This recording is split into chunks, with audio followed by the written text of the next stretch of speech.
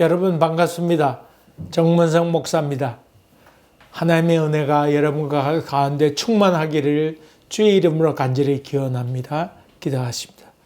은혜로우신 아버지 하나님, 이렇게 말씀을 공부한 동안에 주의 지혜로 충만할 수 있도록 인도하여 주시옵소서. 예수님 이름으로 기도하옵나이다. 아멘. 오늘 여러분 같이 나눌 하나님 말씀은 출애굽기 23장입니다. 1절부터 9절까지 다 읽으면 좋겠습니다만은 3절까지만 제가 봉독하겠습니다. 제가 오늘 들려드릴 말씀은 표준 세번역 성경입니다. 너희는 근거 없는 말을 해서는 안 된다. 거짓 증인을 하여 죄인의 편을 들어서는 안 된다. 다수의 사람들이 잘못을 저지를 때에도 그들을 따라가서는 안 되며, 다수의 사람들이 정의를 굽게 하는 증언을 할 때에도 그들을 따라가서는 안 된다. 너희는 또한 가난한 사람의 송사라고 해서 치우쳐서 두둔해서는 안 된다.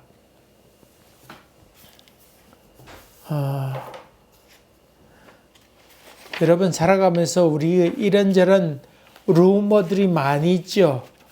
그래서 그런 루머들이 많을 때 음모론이라 그렇게 얘기하기도 합니다. 종종 전쟁할 때도 루머를 퍼뜨려서 상대의 길을 꺼그리고 하기도 하고, 어떤 사업에서는 가짜 말을 만들어내서 상대 회사를 고통스럽게 할 때 있죠. 옛날 라면도 그렇죠. 무슨 삼행라면인지 무슨 라면인지 거기 기름을 쓰는데 공업용을 쓴다. 그렇게 소문을 퍼뜨려서 소송이 벌어지기도 했습니다만은 결판 나는 것은 몇 년 후, 소송이 몇 년을 걸리게 되니까 이미 그렇게 하고 난 다음에는 가세가 다 기울고 난 다음일 경우도 많이 있죠.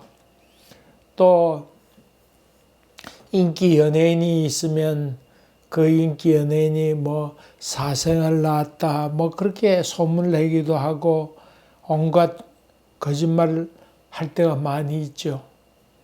그렇게 해서 상대를 괴롭힐 때가 있고, 자기가 성공해 보려고 그런 악의를 퍼뜨리는 경우도 종종 많이 있죠. 그것이 우리 살아가는 현실이기도 합니다. 국가도 그렇고 상대를 망하게 하기 위해서 온갖 소문을 많이 내기도 하죠. 사업도 마찬가지, 전쟁도 마찬가지입니다. 거짓 소문을 많이 내서 상대의 길을 꺾으려고 하기도 하고, 또 이번 러시아 우크라이나 전쟁을 보면서도 그런 가짜 뉴스들이 얼마나 많이 있는지 모릅니다.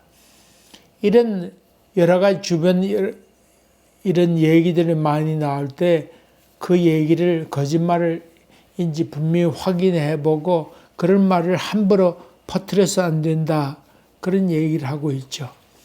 근데 참 여러분, 음모론이 많이 퍼지는데 나중에 세월이 흘러서 그것이 진실일 때가 또 많이 있죠.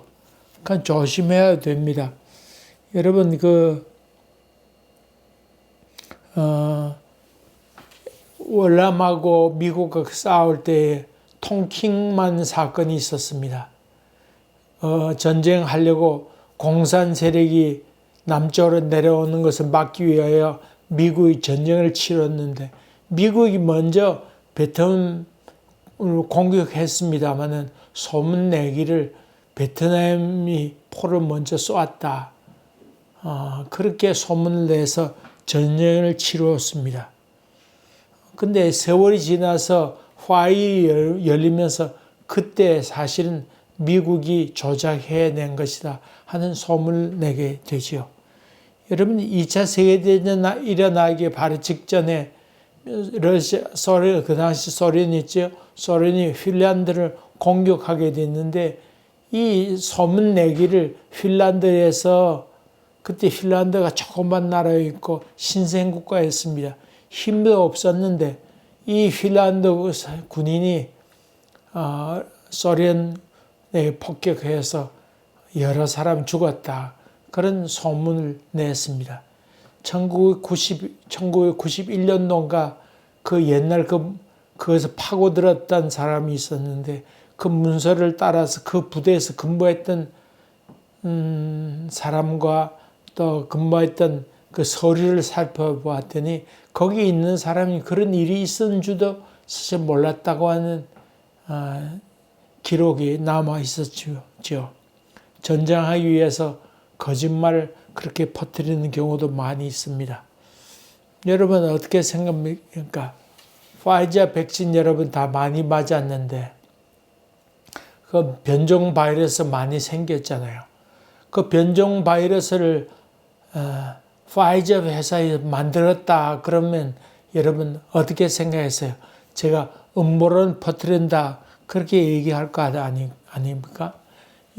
며칠 전 폭스 뉴스에서 나왔습니다만 거기 연구 직원 가운데 한 사람이 사실 그 코비드 바이러스를 변종 바이러스를 우리 파이자에서 만들었다. 그리고 그것을 퍼뜨려서 백신을 이미 만들어 놓고 그 퍼뜨린 다음에 백신을 팔아먹기 위해서 그렇게 했다.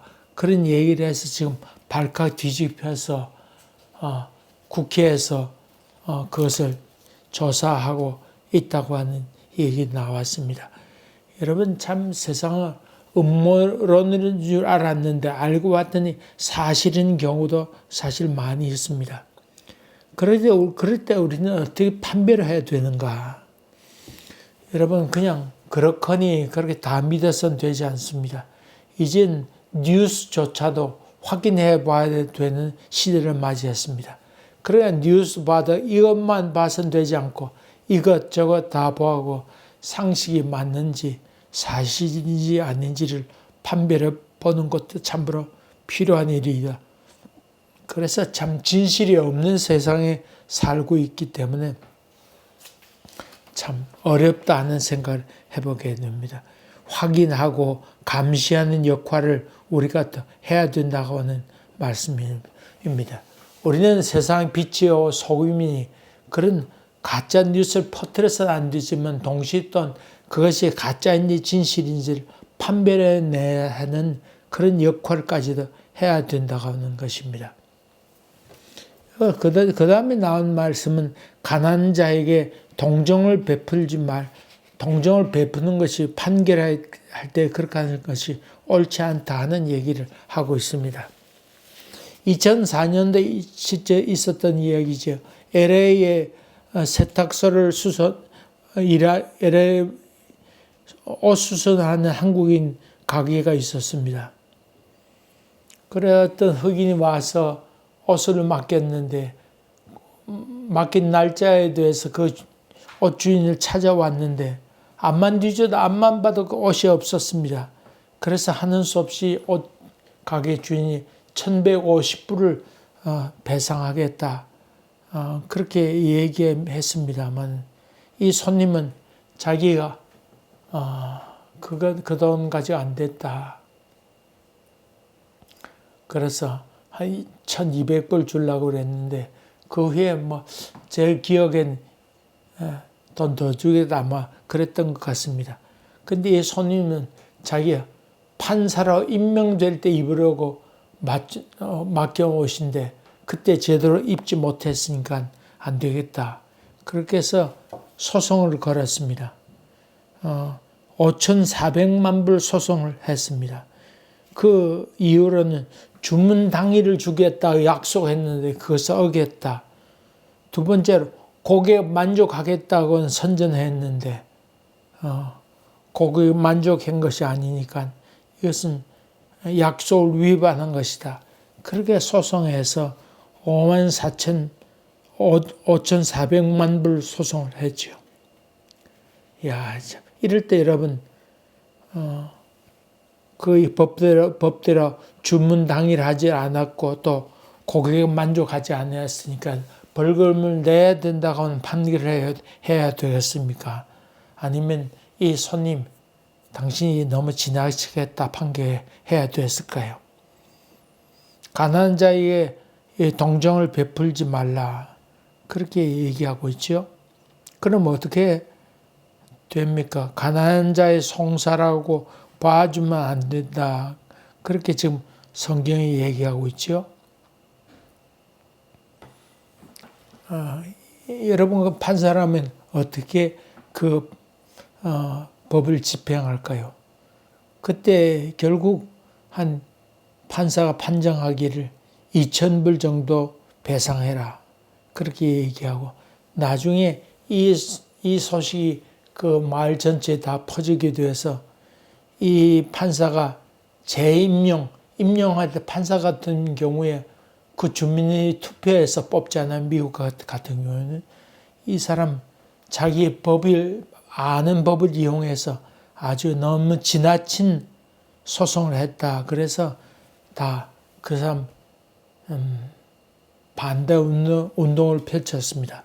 결국 투표해서 재임용을 박탈시키게 됩니다. 그리고 이 판사는 그 옷 가격으로 봐서 2,000불 정도 배상하는 것이 옳다. 그렇게 판정을 내리게 됩니다. 여러분, 법을 이용해서 악의를 행하는 이런 것에 대해서 안 된다. 그렇게 판단을 내렸죠.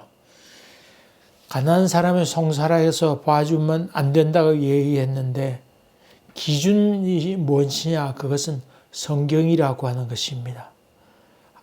힘 있는 악한 자의 횡포도 막아야 되고 그렇다고 해서 가난한 사람의 송사라고 해서 봐줘도 안 된다. 옳은 건 옳다 아니면 아니라 얘기해야 된다. 그런 말씀이 나오죠. 여러분 그 유대 랍비가 있었는데 로마 황제 앞에 서게 되었습니다. 그 로마 황제가 이 유대 랍비에게 얘기하기를 당신 나라 사람들이 우리와의 다른 점이 무엇인가 그렇게 물었습니다. 랍비가 묻습니다. 어떤 사람이 물건을 사왔는데 그 물건 안에 금이 들어있었습니다. 어떻게 당신 같으면 어떻게 할 것입니까? 그렇게 물었더니 이 로마 황제가 얘기하기를 나는 물건 판 사람도 불러드리고 또 물건 산 사람 불러들여서 두 사람 다 죽여버리고 그 금을 내가 차지할 것이라. 그렇게 얘기하고 있죠. 이 얘기했더니 우리 중등부 학생, 청년부 학생 애들이 깔깔깔 웃으면서 뒤로 자빠졌습니다. 자기들이 생각하는 이상으로 이 황제가 답변했다고 하는 그 말이죠. 그렇게 해서 그럴 때에 랍비가 얘기하기를 우리는 그렇게 하지 않습니다. 우리는 그 금주인이 누군지를 찾아서 금주인에게 돌려주라고 그렇게 얘기합니다. 그것이 당신 로마와 우리 유대인의 차이입니다. 그렇게 얘기하고 있죠. 그러니까 주인을 찾아주는 것이 옳다고 하는 말이죠. 우리는 이런저런 분쟁이 일어났을 때 어떻게 판단할까 걱정할 때가 많이 있습니다. 참 지혜가 필요하지요. 이럴 때 잘 아는 사람의 판결에 가해서 그 사람을 봐주거나 그렇게 하지 말고 법은 법대로 잘 집행해라. 옳고 그름을 분명하도록 해라. 그 옳고 그름의 기준이 무엇이냐? 그것은 성경이라고 얘기합니다. 율법이 맞는지 틀린지 그것이 기준이 되어야 된다. 그렇게 얘기하고 있습니다. 또 그러면서 너희가 함부로 이렇게 저렇게 하지 말고 너희의 옛날 애굽에서 몸부쳐 살 때 나그네 됐던 것을 기억하면서 억울함 당하지 않도록 그렇게 잘 기억하며 살아라 하는 것이 오늘 키포인트지요.